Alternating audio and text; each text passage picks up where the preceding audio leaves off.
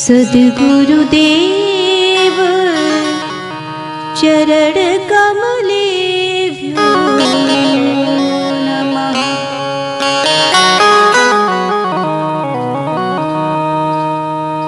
गणाधिप नमस्तुभ्यं सर्वविघ्न प्रशान्तिद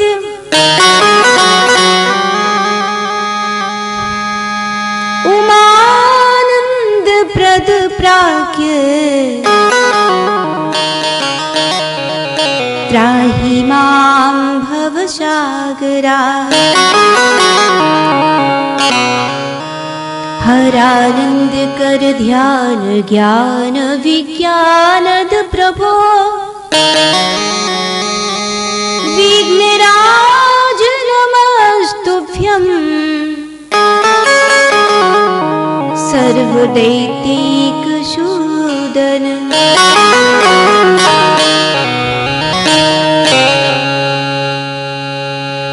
सर्वप्रीतिप्रद श्रीद सर्वयज्ञैकरक्षक सर्वाभीष्टप्रद प्रीत्या नमामि त्वां गणाधिप।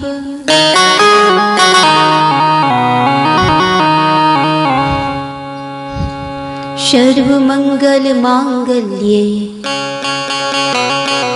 शिवे सर्वार्थ साधिके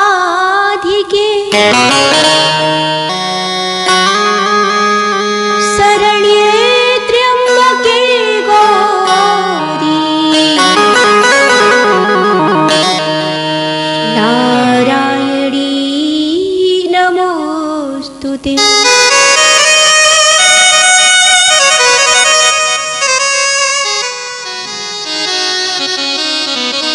गुरुर्ब्रह्मा गुरुर्विष्णु गुरुर्देवो महेश्वरा गुरुर्साक्षात्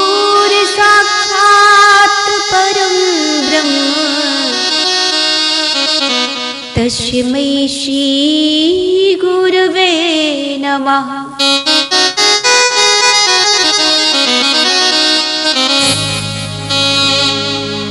लोकाभिरामं रणरङ्गधीरं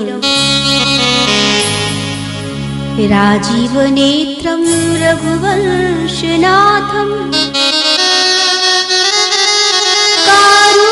कारुण्यरूपं करुणाकरनितं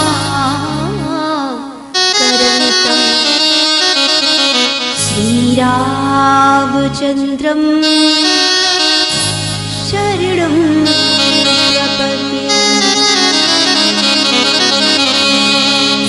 मनोजवं मारुततुल्यवेगं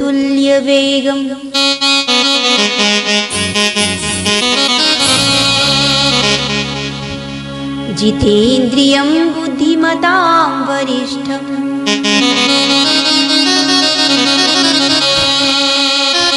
वातात्मजं वानरयूथमुख्यं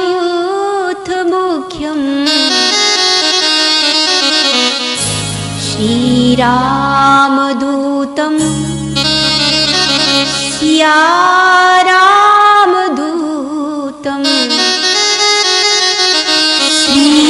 श्रीरामदूतं शरणं प्रपद्ये।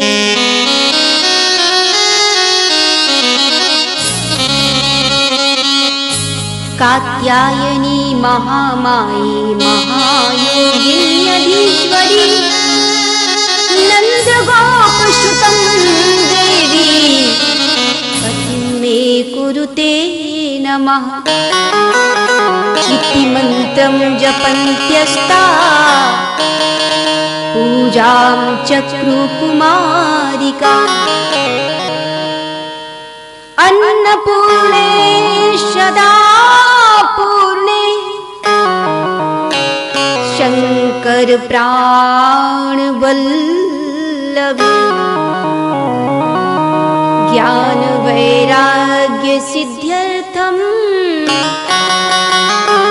भिक्षां देहिं च पार्वती।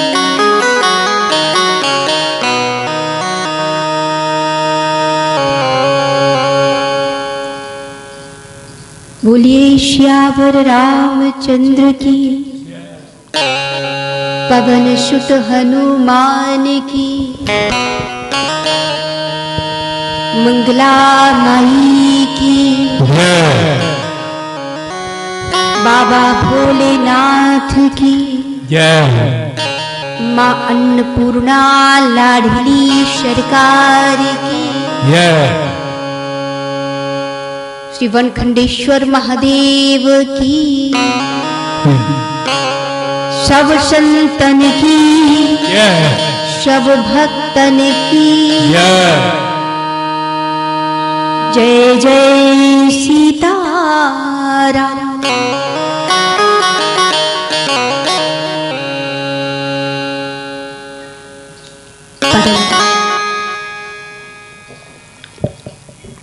परमादरणीय प्रातः स्मरणीय पूज्य गुरुदेव भगवान के पावन सी चरणों में प्रणाम वंदन करते हुए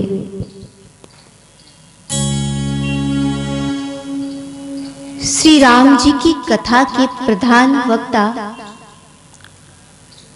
आचार्य भगवान भोलेनाथ के पावन श्री चरणों में, माँ जगदम्बा के पावन श्री चरणों में नमन वंदन करते हुए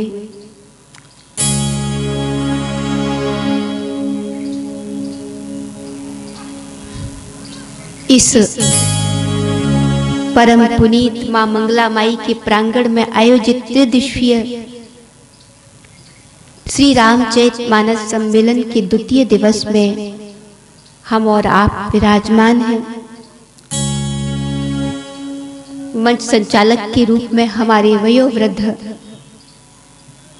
श्री सम्माननीय आदरणीय श्री उमाशंकर द्विवेदी जी, सभी सम्माननीय विद्वज्जन, हमारे श्री छोटेलाल तिवारी जी, श्री हिन्नारिया जी, श्री सतपाल रामायणी जी, जो भी विद्वज्जन पधारे हैं, सभी के बहुत बहुत प्रति उनके प्रति आदर सम्मान। मंचासीन हमारे पिताश्री राम नरेश जी महाराज, मां मंगला के इस पवित्र प्रांगण में माई की गोद में संगीत की सेवा में हमारे भैया लोग, समस्त समिति मां मंगला माई के लिए तन मन धन से जुड़े और जुटे हुए सभी भक्त, सभी कार्यकर्ता जन,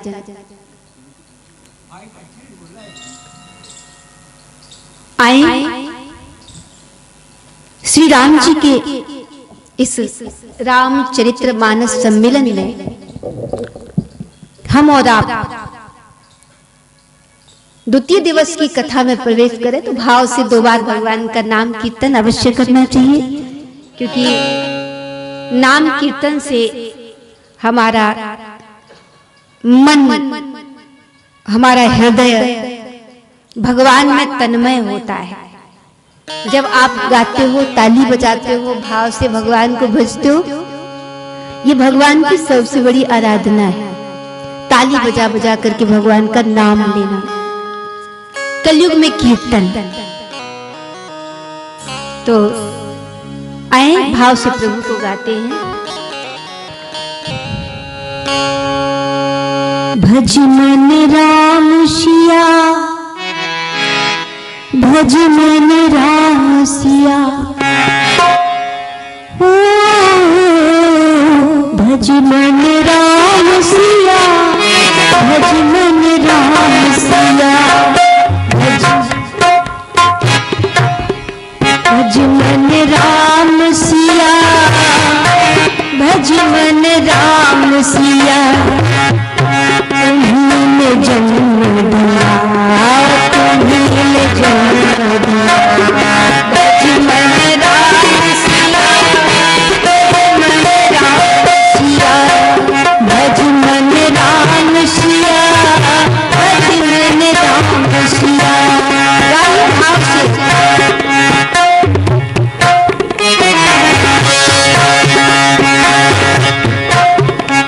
ससुरी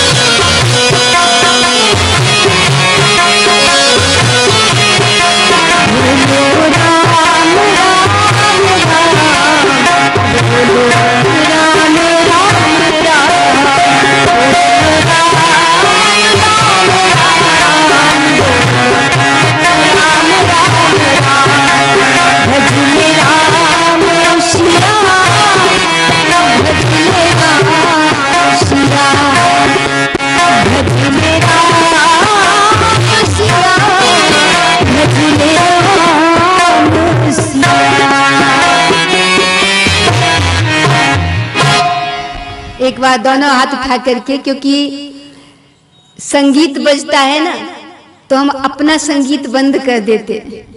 इसलिए राम सिया भज मन राम सिया, मन राम सिया भज मन राम सिया।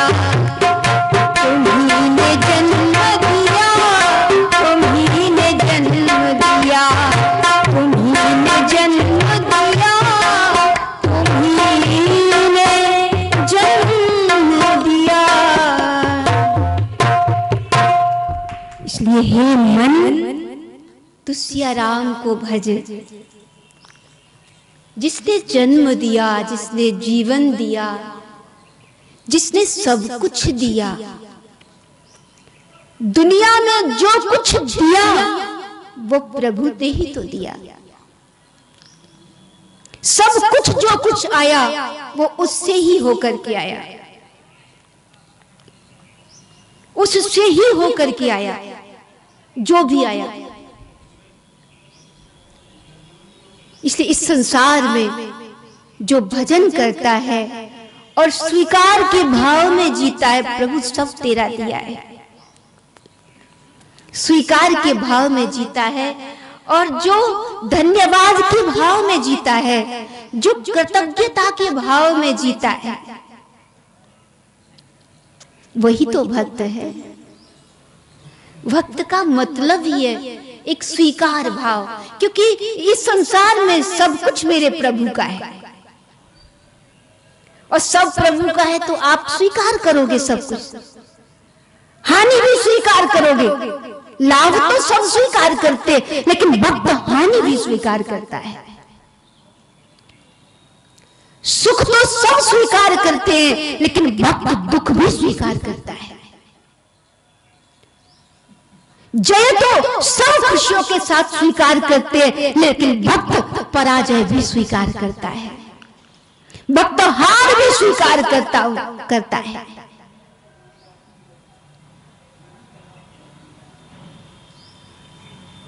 वही तो भक्त होता है। अभी हमारे गिरनारिया जी बहुत भाव में भक्ति की गाथा गा रहे थे। ये भक्ति की गाथा कोई साधारण गाथा नहीं है। भक्ति का मतलब होता है एक सरल हृदय, एक निर्मल हृदय, एक बहुत ही कोमल हृदय, जिसको हम कह सकते हैं एक नरम दिल व्यक्ति, जिसको हम कह सकते हैं अच्छा कहें, सच्चा कहें, लेकिन उससे भी ज्यादा भक्त को बच्चा कहें। बिल्कुल छोटे बच्चे की तरह होता है भक्त। छोटा बच्चा कैसा होता है? छोटा बच्चा कभी भी वो जीता नहीं शिकायत में। कोई उसको थप्पड़ मार देता है ना तो थोड़ा रो देगा, वो एक अलग बात है, लेकिन अगले ही क्षण जला सा कोई उसको थोड़ा सा पुचकार दे और थोड़ा सा उसकी ठोड़ी पे हाथ लगा के यूं उसको दुलार कर दे, तो बच्चा उस थप्पड़ की मार को भूल जाता है और उससे बस वो प्यार याद रह जाता है। भक्त भी ऐसा होता है। भक्त नवम सरल सब सन छल हीना, मम भरोस हिय हरस न दीना। अच्छा, पहला तो प्रथम भगति संतन कर संगा, और भक्ति एक तो बताई नहीं गई। भक्ति कितनी बताई गई?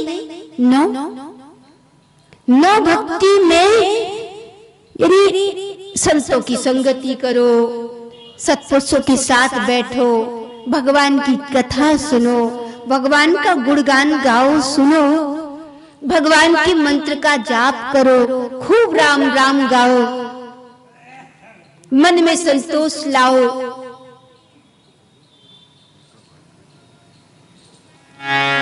और ये सब करते हुए आपका मन जिस दिन कैसा बन जाता है, एकदम सरल हो जाता है। लेकिन दुनिया में शायद सब कुछ सरल हो सकता है, लेकिन सरल होना ही सबसे कठिन हो जाता है। सरल होना ही सबसे कठिन हो जाता है। व्यक्ति सब कुछ बन जाता है, बड़ा ज्ञानी बन जाता है वो, बड़ा वैरागी बन जाता है वो, बड़ा त्यागी बन जाता है वो, लेकिन सरल नहीं हो पाता, सरल नहीं हो पाता है। और सरलता जहां आ जाती है, भक्ति वहां पैदा हो जाती है।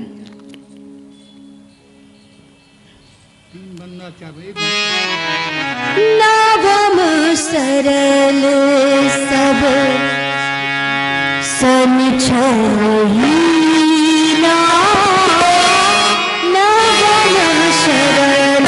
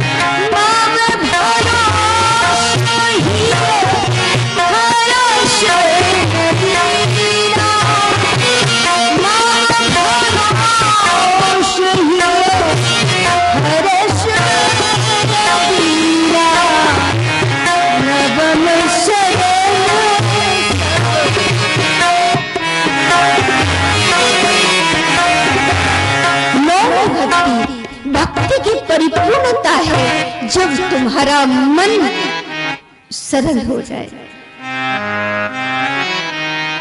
सरल को ही मिला है भगवान। भगवान बड़े बड़े ज्ञानियों को भी नहीं मिला, बड़े बड़े त्यागियों को भी कभी कभी नहीं मिलता, लेकिन सरल मन वाले भोले भले लोगों को भगवान बहुत शीघ्रता से मिल जाते हैं।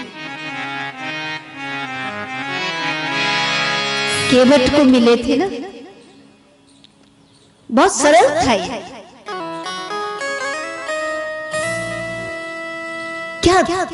क्या दुनिया का कोई गरीब व्यक्ति जिसके पास उतना धन दौलत ना हो, जिसके पास उतना कोई व्यापार वाणिज्य ना हो, और वो व्यक्ति अपने द्वार पर आए हुए प्रभु को सिर्फ देने की बात करता है, लेने की बात नहीं करता।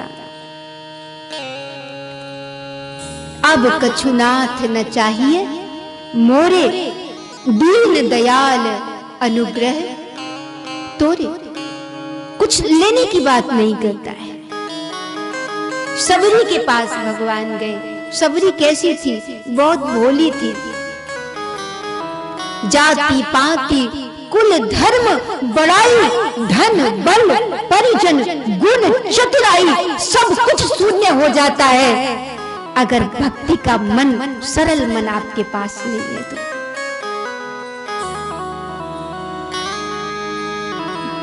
आप बड़ी जाति में जन्म लो, बड़ा कुल है हमारा, धन बड़ा है, बल बड़ा है, बहुत बड़ा परिवार है हमारा, इतने परिजन हैं हम सब, इतने गुण है मुझ में, इतनी बुद्धि, इतनी चतुराई है, लेकिन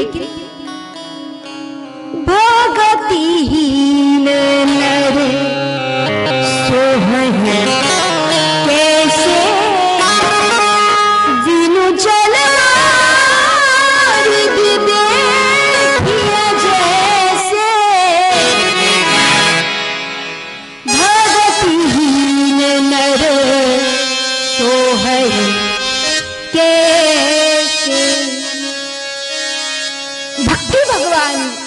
बाबू को प्रिय है। और सच में भगवान इस दुनिया में भी अगर आए ना तो भक्तों के लिए ही आए। इस संसार में अगर भगवान आया है तो सिर्फ और सिर्फ अपने भक्तों के लिए आया है। ये मत सोचना कि भगवान रावण को मारने के लिए आए। रावण को तो साथ में मार दिया, चलो आ गया तो रावण को भी मार दो, चलो आ गया तो कंस को मार दो, शिशुपाल को मार दो। लेकिन भगवान आता है तभी आता है जब उसके भक्त उसको बुलाते हैं। जब भक्त उसको बुलाते तभी भगवान आता है। किसी राक्षस को मारने के लिए, दुराचारियों को मारने के लिए शायद भगवान न भी आए क्योंकि वक्त लग सकता है, लेकिन भक्त जब बुलाता है और जब विपदा भक्त पे आती है तो भगवान आता है, भक्तों के लिए आता है।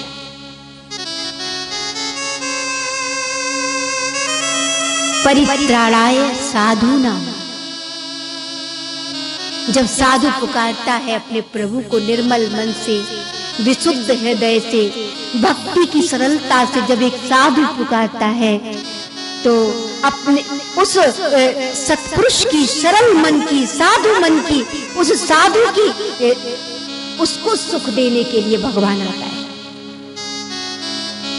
और जब साधु के लिए भगवान आता है, फिर विनाशाय च दुष्कृतम्, बोले साधु के लिए आता है, लेकिन साधु के लिए आता है तो देखता है कि यहाँ तो असाधु ज्यादा है।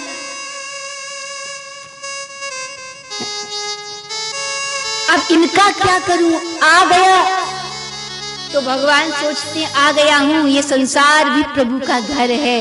और इस घर में जब घर के जो भक्त बुलाते हैं अर्थात तो प्रभु आता है, और भगवान सोचता है ये कूड़ा करकट जो है ना दुष्टों का, दुर्जनों का, तो इस कूड़ा करकट को भगवान झाड़ू लगाते हुए चलता बनता है। भक्ति के लिए प्रभु आया हमेशा। क्या सबरी के वेरों के लिए भगवान आया था? भक्ति के लिए आए थे, भाव था। और भक्त का मतलब है कि जो भगवान से कुछ भी न मांगे। अच्छा, मांगने वाला कौन होता है? भिखारी तो होता है, मांगने वाला तो हमेशा भिखारी है। तो भक्त को भिखारी मत मानना या भिखारी को भक्त मत मानना, दोनों में अंतर है। भक्त कभी भी भगवान से कुछ मांगता नहीं, बस भगवान के दिए हुए को स्वीकार करता है। तेरे दामन से जो आए, तेरे दामन से जो आए, उन हवाओं को सलाम। भक्त की नजर कहाँ है? भगवान पे।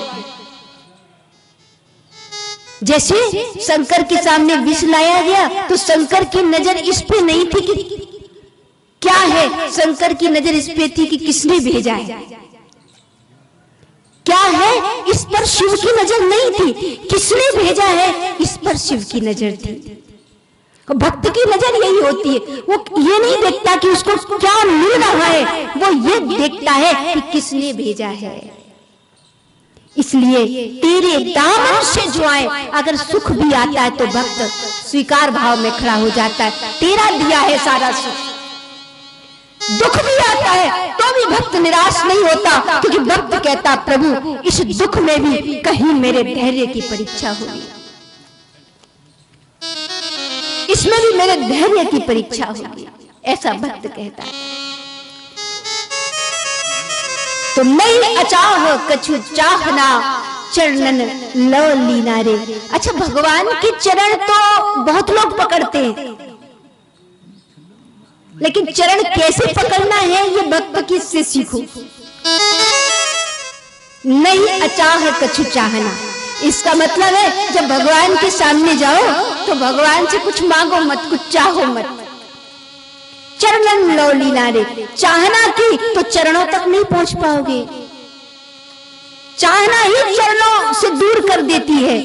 जिस दिन भक्त की चाहना गिर जाती है, मिट जाती है, खत्म हो जाती है, उस दिन से भक्ति की शुरुआत हो जाती है उसके जीवन में। जिस दिन चाहना मिट जाती है, अब क्या चाहना, इसलिए केवट कहता है अब कछु नाथ ना चाहिए मोरे,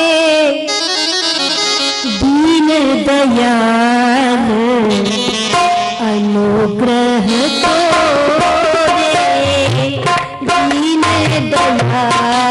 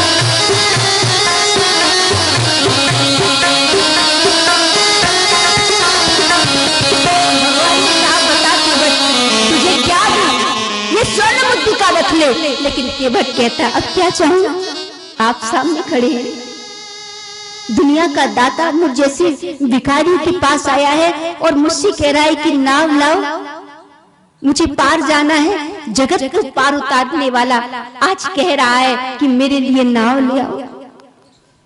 जो भवसागर की नौका का कर्णधार है वो यहां आकर के कह रहा है हे नाथ अब कुछ नहीं चाहिए। उस दिन राम ने जान लिया।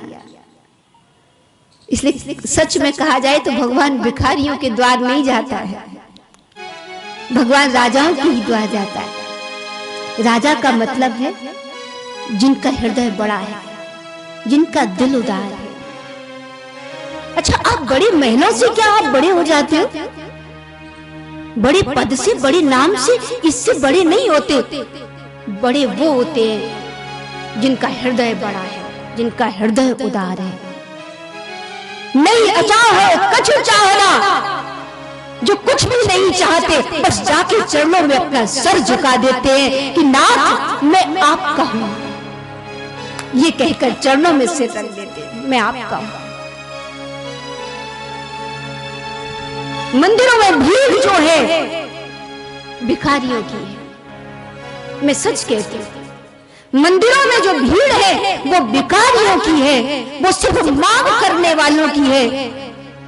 लेकिन क्या भगवान सबके हृदय की नहीं जानता? वो सबके हृदय की जानता है।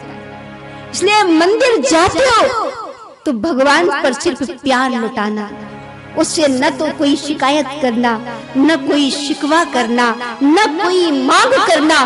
क्यों? क्योंकि वो आपके दिल की जानता है, वो आपके हृदय की जानता है। उससे क्या कहना, जो सब जानता है उससे क्या कहोगे? इसलिए उसके सामने तो हाथ जोड़ करके खड़े हो जाना और बस एक प्रार्थना बोल देना, प्रभु मैं आपका हूं। जैसे कुंती ने कहा था, कुंती ने कहा था हे नाथ, ये कुंती आपके सामने खड़ी है। लोग मांगते हैं कि सुख दे दो, लोग मांगते हैं कि हमें बड़ा धन दे दो, लेकिन कुंती कहती है कि मुझे आप दुख दे दो। भगवान ने कहा दुख क्यों मांग रही हो कुंती? विपदः सन्तु न सस्वद तत्र तत्र जगत गुरो भवतो दर्शनम यत शाद पुनर्भव दर्शनम। कुंती कहती है नाथ आप दुख इसलिए मांग रही हूं, दुख के लिए इसलिए प्रार्थना कर रही हूं क्योंकि दुख में ही आपकी याद आती है। और जीवन में सिर्फ आपकी याद चाहिए, वो याद बनी रहे, वो सुख नहीं चाहिए। जिस सुख में आपकी याद भूल जाए वो दुख भी प्यारा है मुझे, वो पीड़ा भी प्यारी है मुझे। जिस पीड़ा में मुझे अपने परमात्मा का, मुझे अपने प्रभु का स्मरण हो जाए।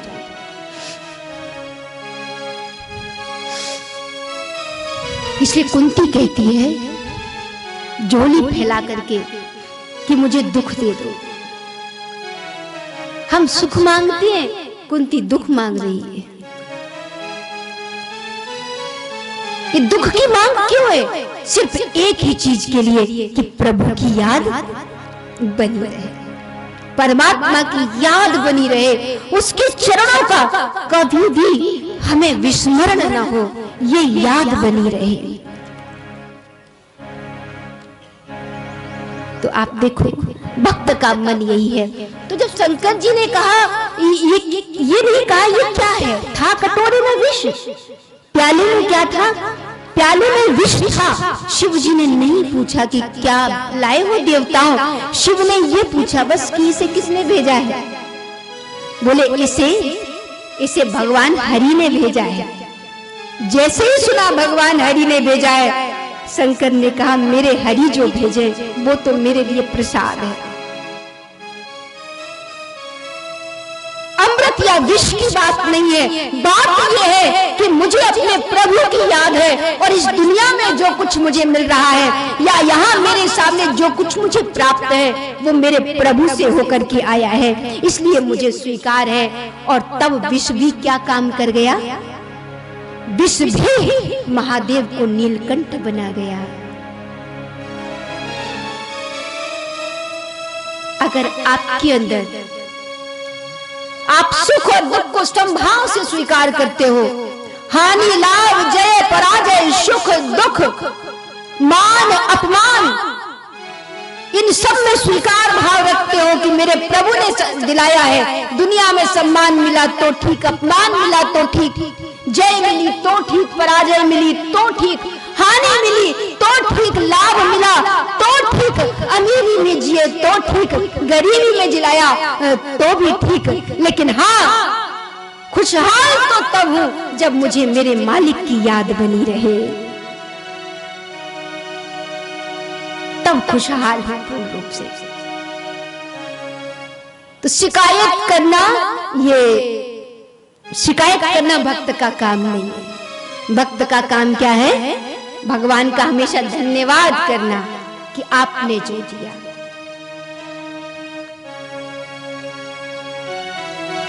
एक छोटी सी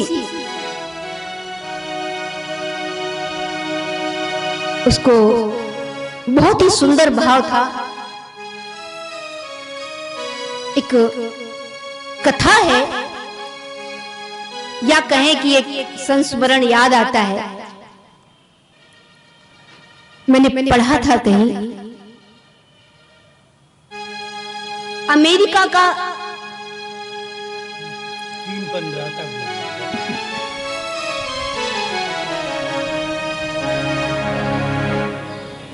विंबलडन पदक विजेता आर्थर एश। कौन? अमेरिका का विंबलडन पदक का विजेता आर्थर एश। विंबलडन पदक, वो टेनिस खेलता था, टेनिस का प्लेयर था और टेनिस खेलता था आर्थर एश अमेरिका का। टेनिस खेलते हुए उसने वो वहां तक पहुंचा कि उसे विंबलडन का पदक मिला। विंबलडन का पदक सबसे बड़ा पदक कहा जाता है, और जब उसे वो पदक मिला, लेकिन एक समय आया कि आर्थर एश एक भयानक बीमारी से पीड़ित हो गया, और वो भयानक रोग था एड्स। एड्स रोग से संक्रमित हो गया वो, क्योंकि किसी बीमारी के कारण जब उसके हार्ट की सर्जरी हुई तो उसे एड्स से संक्रमित व्यक्ति का रक्त चढ़ा दिया गया, जिसके कारण से आर्थर एश को एड्स जैसा भयानक रोग अपनी चपेट में लेता है, उसके बहुत सारे फैंस थे सारी दुनिया में, क्योंकि विंबलडन पदक का विजेता था। तो सबने उसे पत्र लिखा कि आप जैसे इतने बड़े खिलाड़ी को, आप जैसे ऐसे व्यक्ति को भगवान ने इतनी पीड़ा क्यों दी। लोगों ने लिखा क्योंकि बड़ा आदमी था, नाम वाला आदमी था, कई उसके चाहने वाले थे। उन्होंने उसको पत्र लिख करके भेजा और कहा कि आर्थर एश, भगवान ने आपको ही इस पीड़ा के लिए क्यों चुना। यह बड़ा दुखद है कि प्रभु ने तुम्हें इस पीड़ा के लिए चुना, इतने भयानक रोग के लिए चुना। तो आर्थर एश उससे निराश नहीं हुआ, उसके अंदर भगवान के लिए अश्रद्धा नहीं जगी, उसके हृदय में भगवान के लिए शिकायत पैदा नहीं हुई, बल्कि आर्थर एश ने अपने शब्दों में जो लिखा, सारे देशों के अपने फैंस के लिए उसने एक पत्र लिखा, और सब पत्र में उसने जो शब्द लिखे वो सच में हृदय को छूते हैं। आर्थर एश ने लिखा, मेरे प्यारे लोगों, आप मेरे चाहने वाले हो, आप मुझे बहुत प्यार करते हो, बेशुमार प्यार करते हो।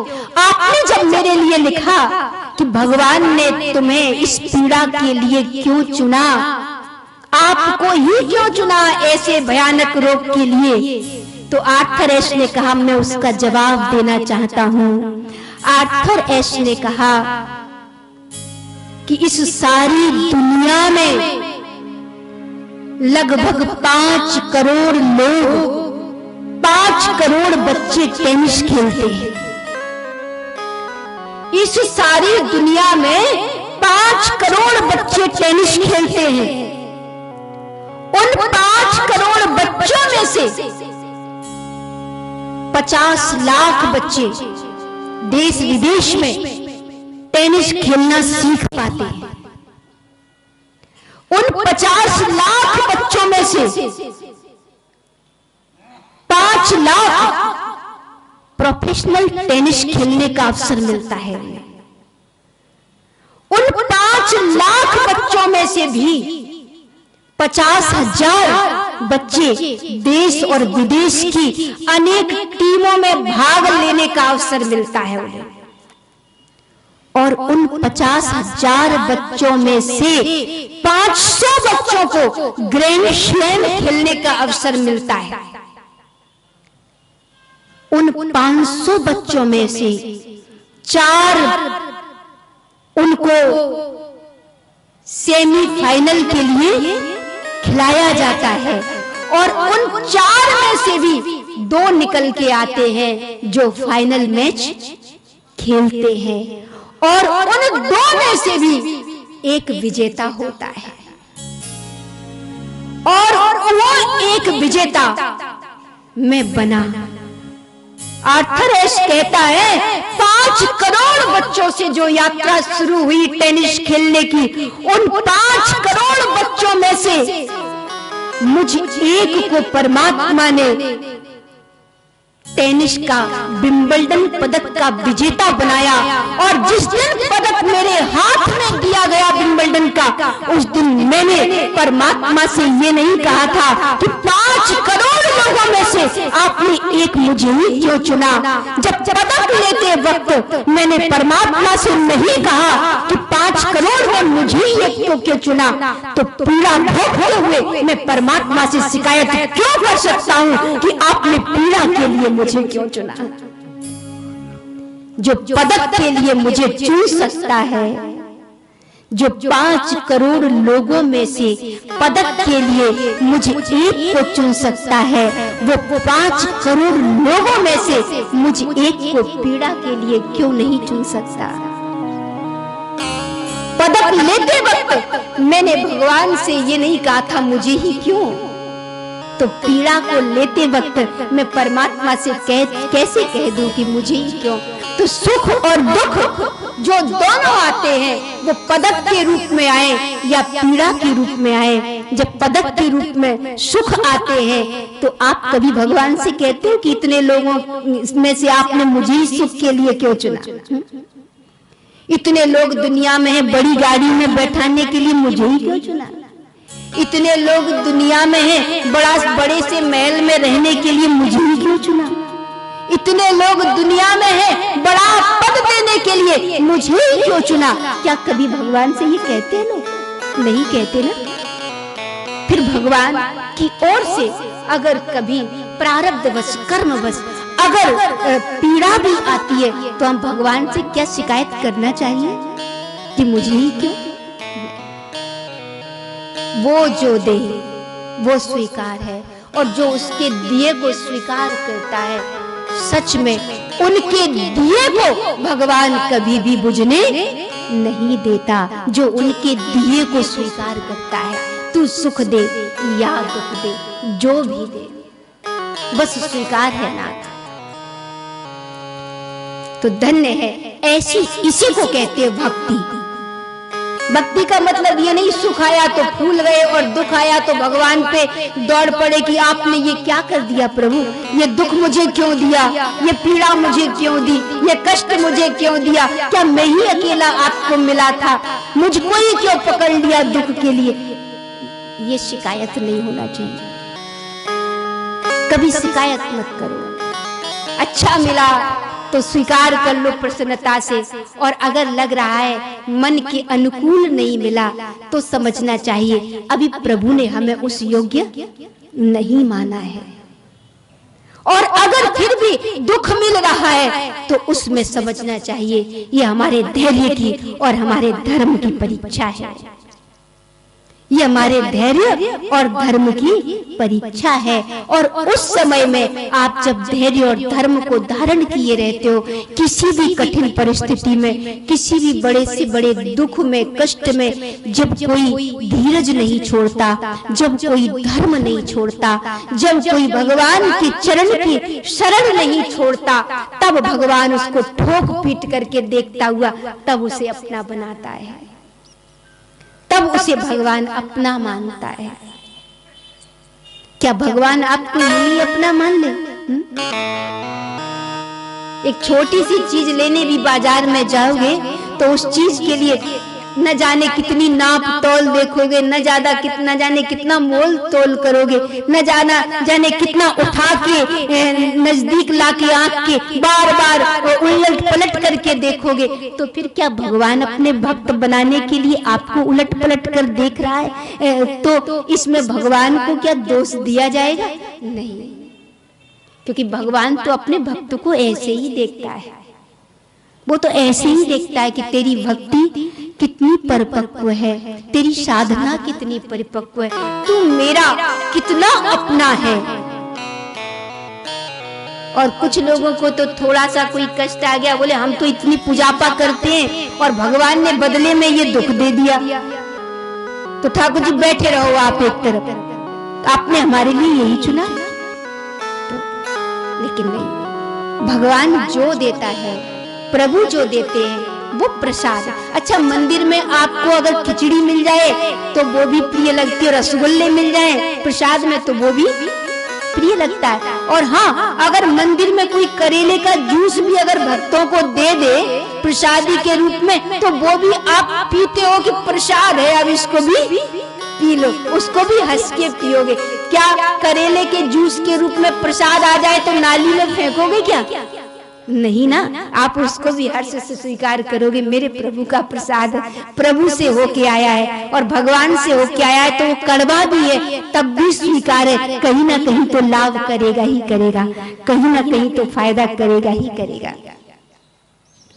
इसलिए हर परिस्थिति में भगवान की जो याद करते हैं वही भक्त हैं, जिन्हें भरोसा रहता है कि मेरा प्रभु मेरे साथ हमेशा है।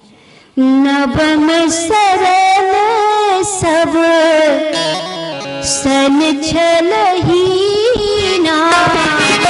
नवम सरल सब सन छलहीना,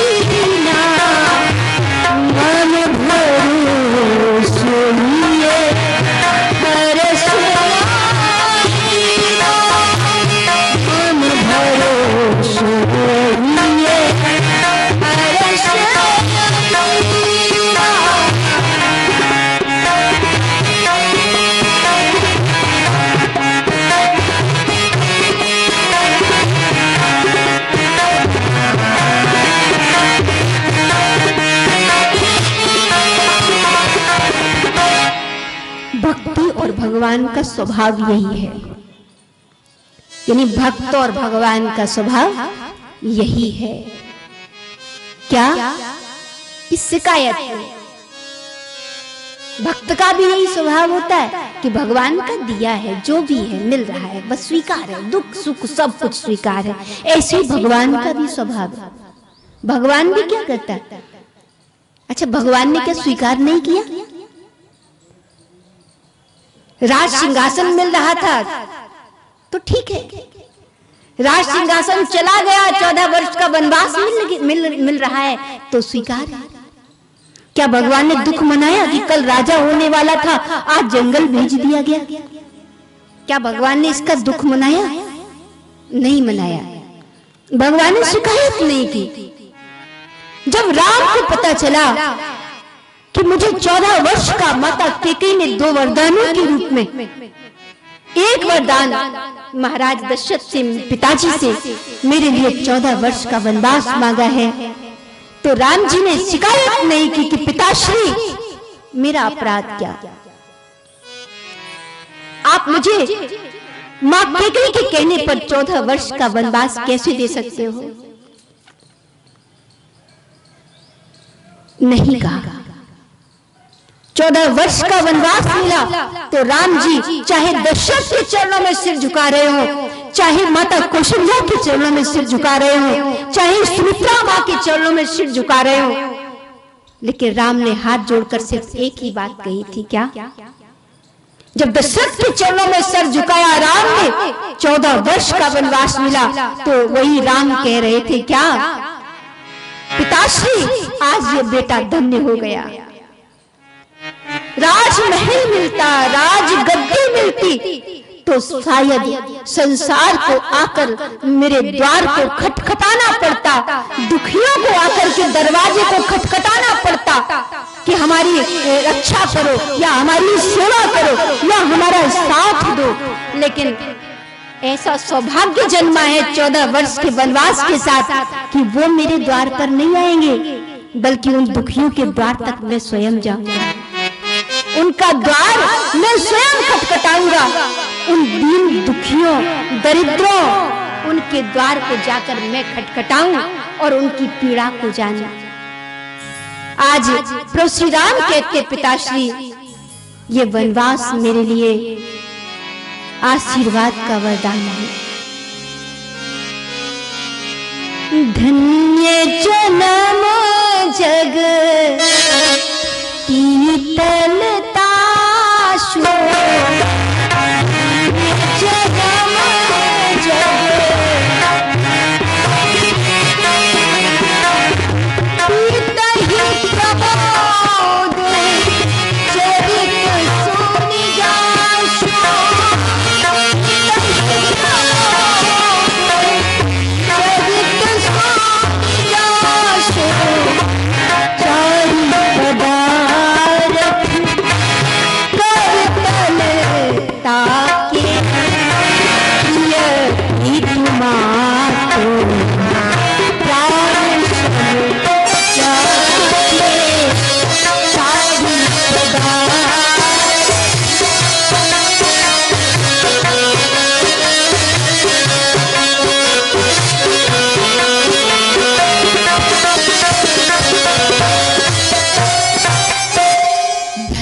जन्म। ये धन्य क्या? धन्यवाद दिया। मैंने कहा ना, भक्त भी धन्यवाद देता है। जैसे कुंती ने कहा प्रभु दुख दिए, बहुत धन्यवाद। क्यों? क्योंकि आपकी याद आई। ऐसे ही भगवान ने कहा, राम ने कहा कि वनवास किया, बहुत धन्यवाद पिताश्री। क्यों? क्योंकि वो पुत्र धन्य है जिसे अपने पिता के वचनों का, पिता की आज्ञा का पालन करने का अवसर मिल रहा।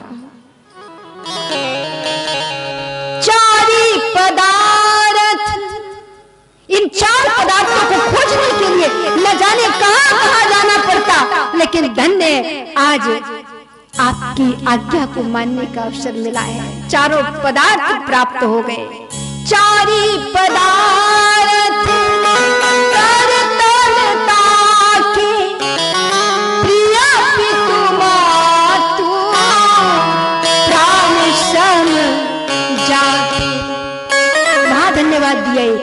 दशरथ जी को धन्यवाद दिया, शिकायत नहीं की कि वरदान का वो आपने वर देने को कहा था। केकई ने जो वरदान आपसे मांगे तो आप केकई के कर्जदार थे, मैं तो नहीं था ना। आप पर केकई के दो वचन पूर्ण करने का आप पर एक संकल्प था, लेकिन मुझ पर तो नहीं था। पर राम ने ऐसा नहीं कहा। भले ही केकई के वचन थे, दशरथ कह चुके थे कि हम तुम्हें कभी भी दो वरदान देंगे, लेकिन उसमें राम को कहाँ लाने की आवश्यकता थी। अगर केकई मांगती भी तो भरत को राज तिलक मांग लिया, दूसरा वरदान कोई और चीज मांग लेती, लेकिन केकई ने क्या मांगा? सुतहि राज रामई वनवासु, राम को वनवास मांगा। तो राम कह सकते थे मुझे क्यों इसमें लाया गया, मेरा दोष क्या, मेरा अपराध क्या, या इस आपकी वचनबद्धता में मेरे लिए ये वनवास का कष्ट क्यों। लेकिन राम ने एक धन्यवाद पिता के चरणों में अर्पित कर दिया। पिताश्री धन्यवाद देता हूँ 14 वर्ष का वनवास मिलने पर। क्यों? क्योंकि माता केकई 14 वर्ष का वनवास न मांगती, अगर आप वचनबद्ध न होते और तो फिर निश्चय ही मुझे संतों के द्वार पर, दीन दुखियों के द्वार पर जाने का गौरव अवसर नहीं मिलता, ये सत्संग नहीं मिलता। एक धन्यवाद पिता को दिया। दूसरा धन्यवाद श्री राम ने उस मां को दिया जिस मां ने 14 वर्ष का वनवास राम के लिए दशरथ से मांग लिया था। दूसरा धन्यवाद उन मां केकई को दिया। क्या? सुनो जननी सोई सुत बड़े भाई, जो पीछे मां के वचन अनुराग।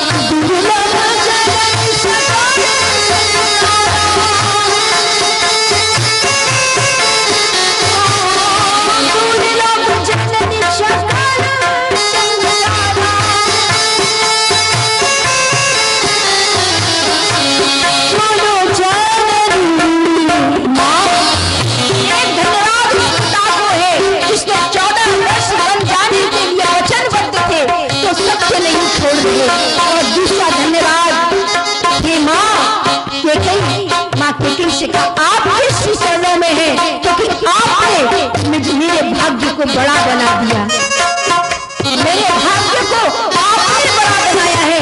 क्यों? क्योंकि अगर ये राम अयोध्या में रहता तो सिर्फ अयोध्या का राजा बन करके अयोध्या की सीमाओं में सिर्फ अयोध्या वासियों का भला कर सकता था, लेकिन आपने उस राम को दुनिया के आंगन में भेज दिया सेवा करने के लिए। आपने मेरे भाग्य को बड़ा बना दिया। इसलिए माँ, दूसरा धन्यवाद आपके श्री चरणों में है।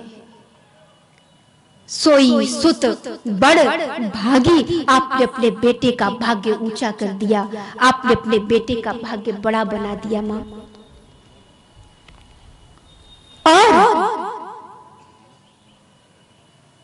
तीसरा धन्यवाद श्री राम ने माता कौशल्या को दिया। जब उस मां ने जो सुना जिसके बेटे को, जिसके कोख से उत्पन्न हुए बेटे को 14 वर्ष उससे दूर किया जा रहा हो, उस समय माता कौशल्या ने फिर भी एक बात कही थी। उनको दुख तो हुआ था और वो नहीं चाहती थी कि कभी उनका राम उनकी आंखों से दूर हो, लेकिन जब मां कौशल्या को पता चला क्या कि महाराज दशरथ वचनबद्ध हैं, ये कहीं चाहती है राम वन को जाएं, दशरथ जी रघुकुल की उस निष्ठा और धर्म की वचनबद्धता में बंधे। तो उस समय माता कौशल्या ने एक ही बात कही राघव, जो पीतु बात बन जाना, हे पुत्र तो कानन सत अवध समाना, जो पितु बात कहे बन जाना, तो कानन सत अवध समाना, तो कानन सत अवध समाना। एक अयोध्या है राघव, तेरे लिए वन भी 100 करोड़ अयोध्याओं से भी कहीं बढ़कर के खुशी देने वाला, आशीर्वाद देने वाला, प्रेम देने वाला और तेरे नाम, यश, कीर्ति और सौभाग्य को बढ़ाने वाला होगा। क्यों? क्योंकि तू धर्म के लिए जा रहा है। जो पितु मातु कहे बन जाना, क्योंकि तू सिर्फ पिता की आज्ञा मान करके नहीं, पिता की आज्ञा में उस माँ की भी आज्ञा छुपी है। माता पिता दोनों के आशीर्वाद तेरे साथ हमेशा रहेंगे पुत्र, इसलिए वन भी तुझे सैकड़ों, हजारों, करोड़ों अयोध्याओं से भी कहीं बढ़कर हो जाएगा। मैं सच कहती हूँ, धर्म की जो पालना है वो राम ने सच्चे अर्थों में की।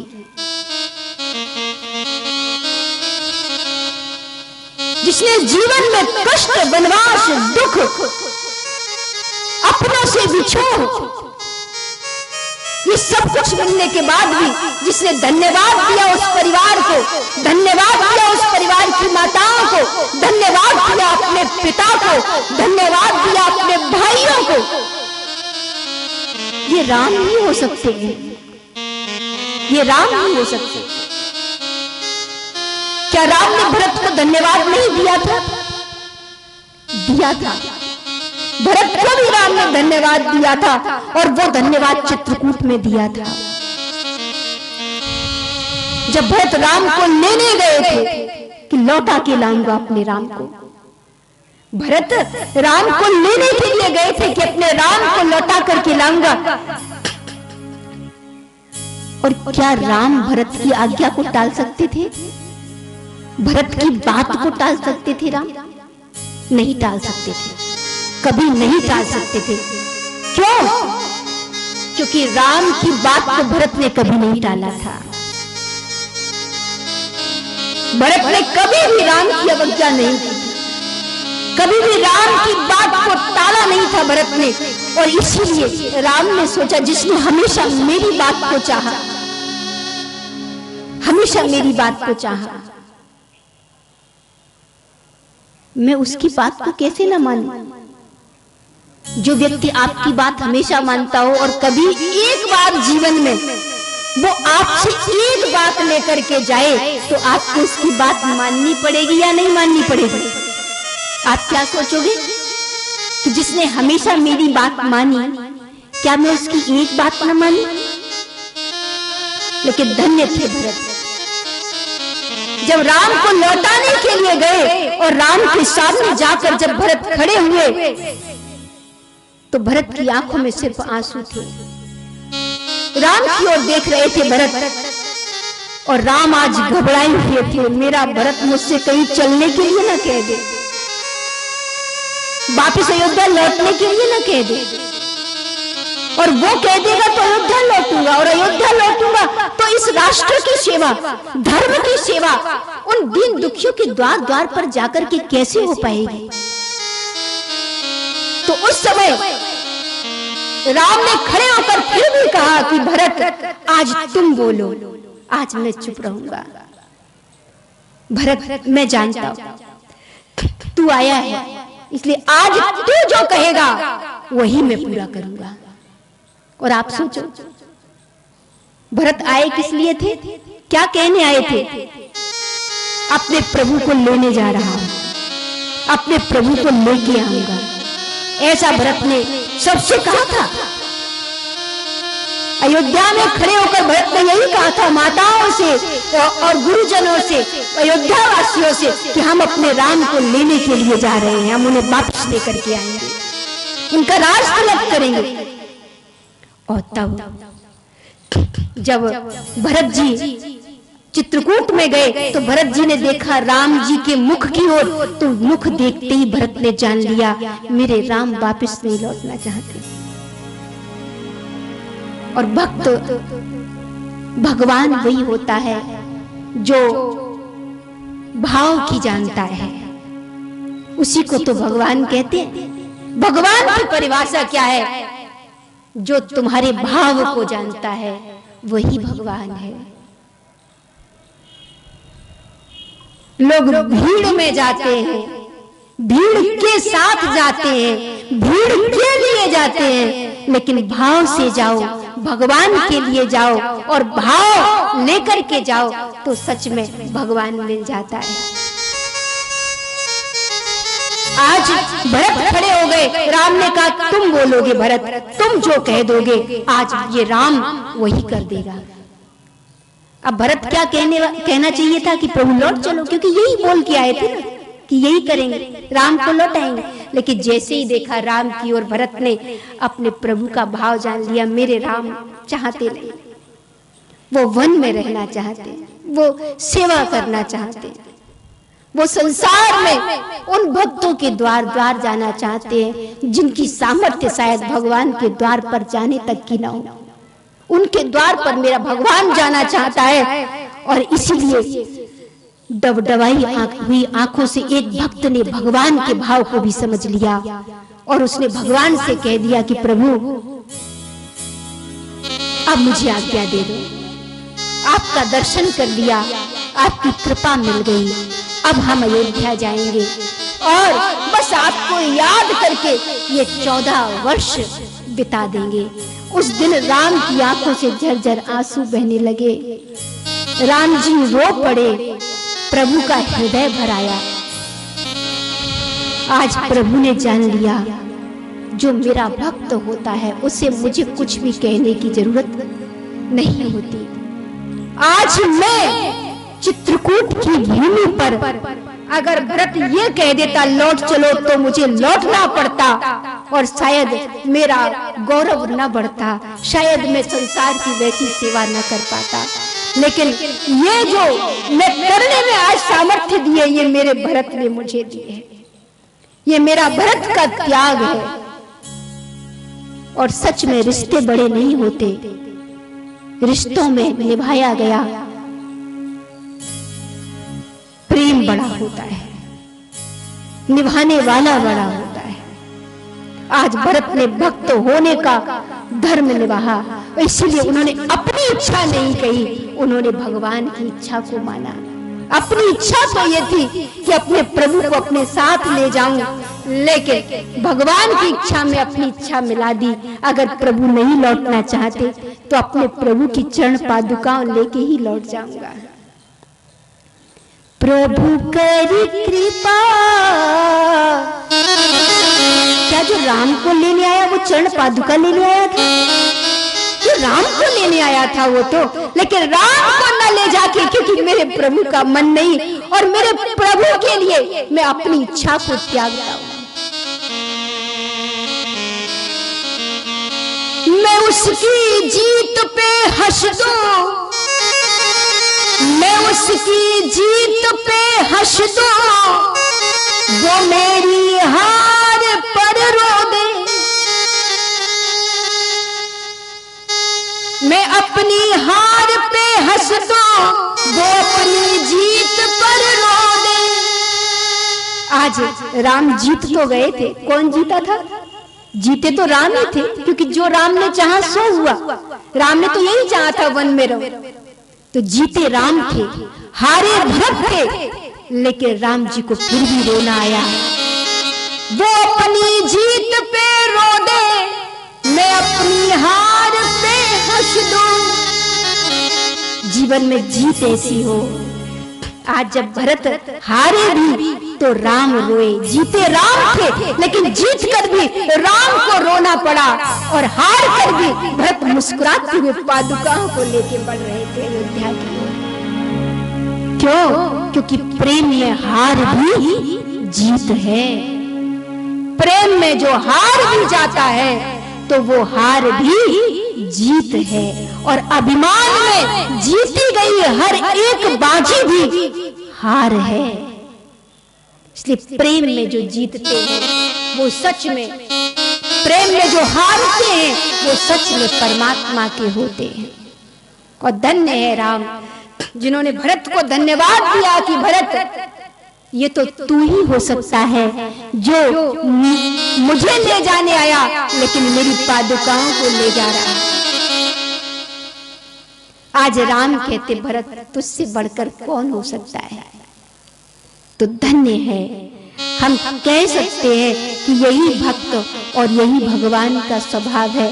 भक्त हार कर भी जीत जाता है, और भगवान अपने भक्त के लिए, भगवान भी कई बार हारता है अपने भक्त के लिए, अपने भक्त को जिताने के लिए। लेकिन परिस्थिति जैसी हो, आज प्रभु को आवश्यकता थी वो संसार की सेवा करे, इसलिए वन में रहने की आवश्यकता थी, और वहां भरत जैसे भक्त ने हार स्वीकार की और उन्होंने ही प्रभु से कहा प्रभु आज्ञा दे। तो धन्य ऐसा भाव, भक्त और भगवान दोनों ही जब ऐसा भाव लेके चलते हैं तो ऐसे भक्त और भगवान से ही इस संसार का कल्याण होता है।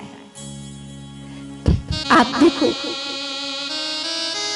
मैं बारंबार कहूंगी, इस संसार में आप एक परिवार में होते हो, उस परिवार में प्रेम को बनाए रखने के लिए क्या क्या नहीं करना पड़ता,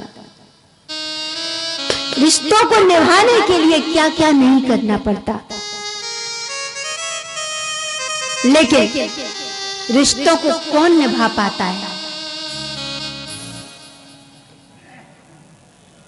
जिसने अपने जीवन में धर्म की मर्यादा को जिया है, प्रेम को जिया है, जो बड़ों के सानिध्य में उनके आशीर्वादों के बीच में रहा है, वो निभा पाता है। तो राम वही थे। अब राम जी का जीवन कैसा था, धर्म को क्यों निभा पाए राम? हम भी धर्म को निभा सकते हैं, बस शर्त इतनी सी है कि कुछ काम करने पड़ेंगे। और वो काम क्या है? पहला तो है बड़ों का आशीर्वाद लेना, बड़ों को बड़ा मानना। प्रातः काल उठ के रघुनाथा,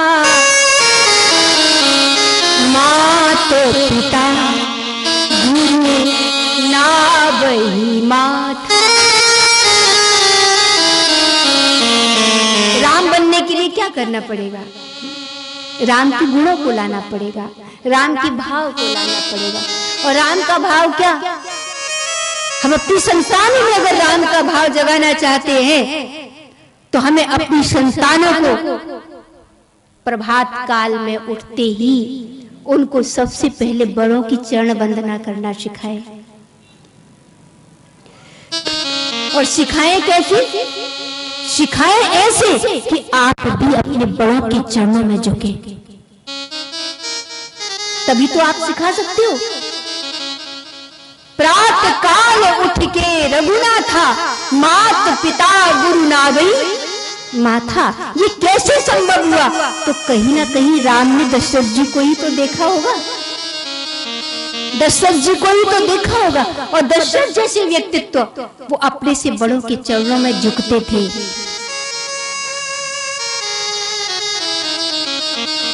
तो प्रभात काल सबसे पहली चीज तो राम बनने के लिए मैं अवश्य कहूंगी कि हमें अपना जीवन में जब हम जागते हैं ना, तो हमारा जागरण कई बार सूर्योदय के बाद होता है। लेकिन मैं हमेशा कहूंगी और एक बात सबसे ही कहूंगी कि आपका जागरण आपकी निद्रा, आप जो सो रहे हैं, सूर्य जागे उससे पहले आप जाग जाओ, जाके बैठ जाओ, 10, 15, 20 मिनट भजन कर लो, भगवान को याद कर लो, क्योंकि 24 घंटे में फिर व्यस्तता हो जाए, शायद भगवान को याद कर पाए या न कर पाए। इसलिए जब आपकी आंख खुले तो सूर्य से पहले आपका जागरण हो, और जब आपका जागरण हो तो जागते ही सबसे पहला काम भगवान को याद करने का हो। भगवान को याद किया। वैसे भी सुबह जगने का एक अपना वैसे भी विशेष महत्व है, क्योंकि प्रभात काल के वायु में वो कण होते हैं जिन्हें अमृत कण कहते हैं, और प्रभात काल की सुबह की जो सूर्योदय से पहले की जो वायु का सेवन करते हैं वो अमृत का सेवन करते हैं। उनके आयु में, यश में वर्धन होता है।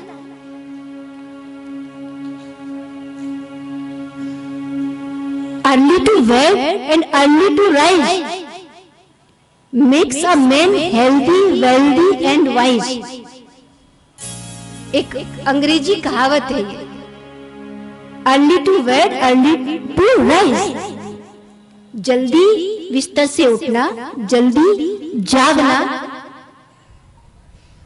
Make a man healthy, wealthy and wise. यानी हमें कैसा बनाता है? शरीर से भी पुष्ट बनाएगा, वेल्थ यानी आपको समृद्धि भी देगा, आर्थिक रूप से भी समृद्ध करेगा। आपके जीवन में भले ही ढेला ना आता हो, लेकिन जिस दिन आपने जल्दी जगना शुरू कर दिया, मैं सच कहती हूँ आपकी जेब में पैसा आना भी शुरू हो जाएगा। ऐसी कृपा हो जाएगी प्रभु की। क्योंकि जो सोते हैं, जो सोवत है सो खोवत है, जो जागत है सो पावत है। तो जल्दी जब आप जागते हो तो प्रकृति उदार है, वो जल्दी जागे हुओं को देखती है और उनकी झोली में डाल देती है। तो हेल्थ हो या वेल्थ हो या वाइज यानी बुद्धिमता हो, ज्ञान, बुद्धि, संपन्नता और स्वास्थ्य, ये सुबह के सूर्योदय के पहले जागरण के ये लाभ हैं। और इसको जो मानता है और ऐसा मान करके जो जागता है, वो आर्थिक रूप से, धार्मिक रूप से और शारीरिक रूप से वो बलिष्ठ होते हैं। हमेशा उनके जीवन में, हमेशा तीनों ही रूपों में उनके जीवन में एक संपन्नता रहती है। तो प्रातः काल उठ के, पहला तो ये भगवान सुबह ही जाग जाते थे, और आजकल लोग सूर्य जाग जाएं, एक आध घंटा और बीत गया, 1.5 घंटा 2 घंटा बीत गया, तब जाके जागते हैं। और कहते ना, पहले हमारी लक्ष्मियां जो है ना, ये सुबह ही जाग जाती थी। घर में माताएं जो होती थी, ये सुबह ही जाग जाती थी। आजकल तो माताएं भी कहती हैं कि कुछ ऐसा हो जाए कि हमें भी बेड पे ही चाय मिल जाए।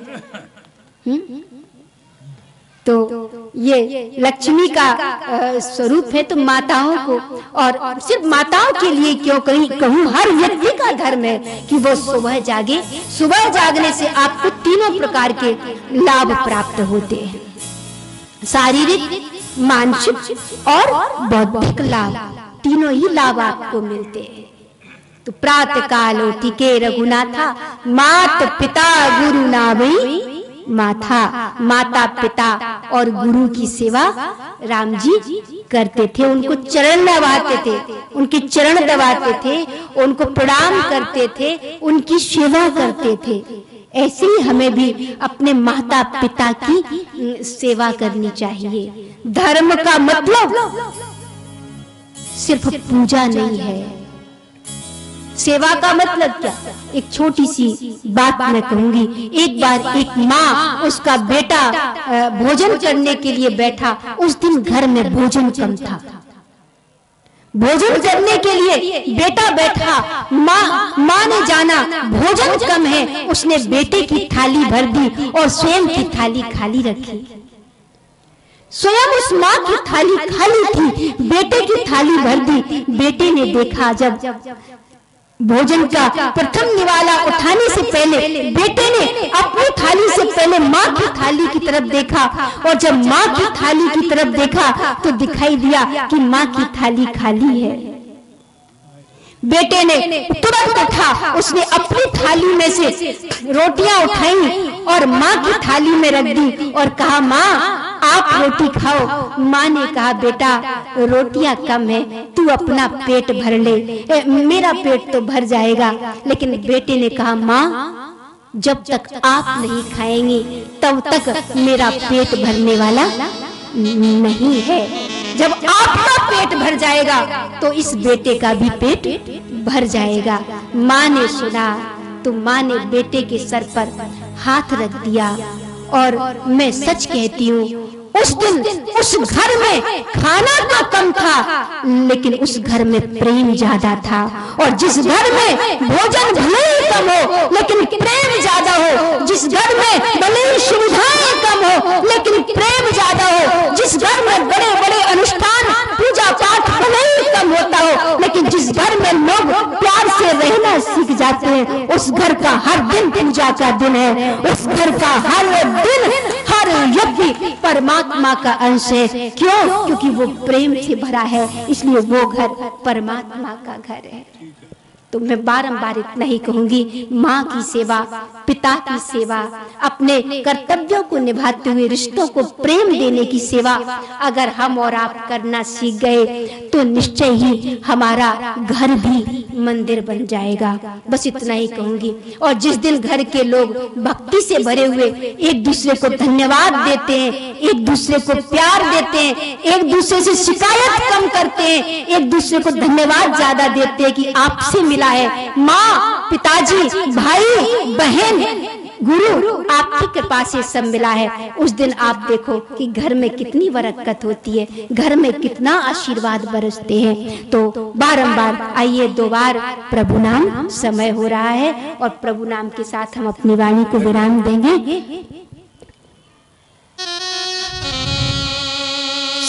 हर सांस में हो सुमिरन तेरा, यूं बीत जाए प्यारे जीवन मेरा। हर सांस में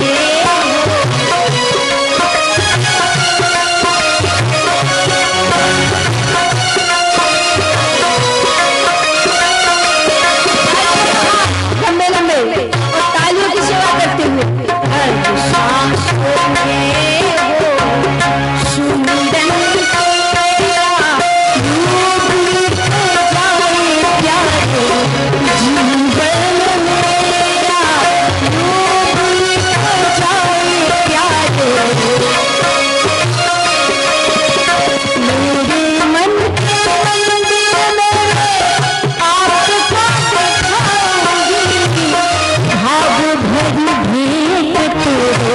चरणों में